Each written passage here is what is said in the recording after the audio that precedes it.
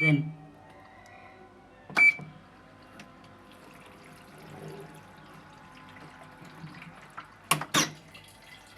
নতুন হয়ে গেছে।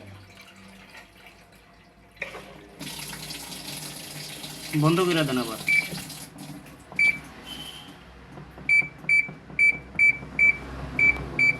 আবার দিলাম।